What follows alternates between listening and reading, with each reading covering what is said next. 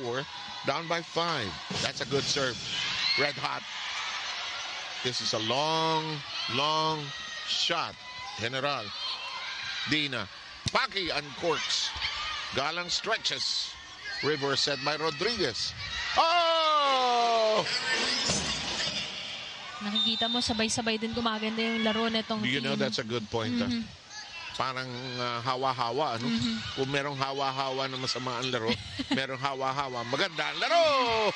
As Bell now gets 18 points. During the second set, when we thought, oh, Catbell is just at 5 points, this is kind of impossible for her to reach her usual average also, no? Yung talagang kaya mong i-pick up yung laro mo. Because we've seen her struggle throughout the first and second set. Oh, well done on the quick.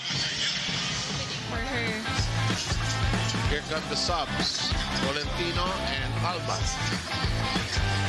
They were very shaky in the first two sets, especially in that second set. And of course, for Choco Mucho, this is also a test of character for them in a way na kailangan nilang kapitan what momentum they built in the first two sets.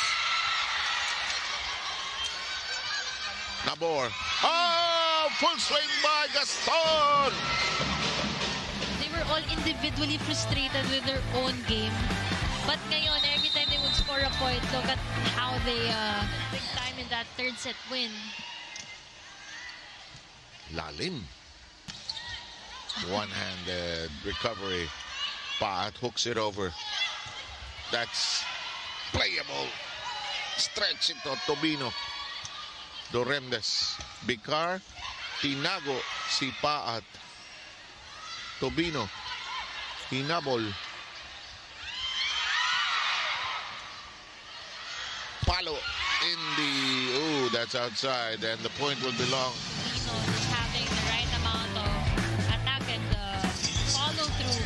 Swipe that ball out.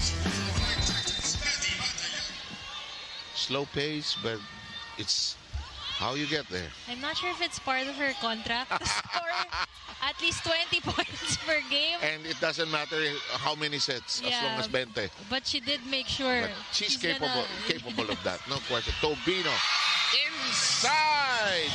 Tobino with 6 points. But here we are. And nakasira din kasi sa game plan ng Cherry Tigo, yung aaralin mo si Tobino, tapos magpo-produce si Mendres. But that error from the veteran will extend this game to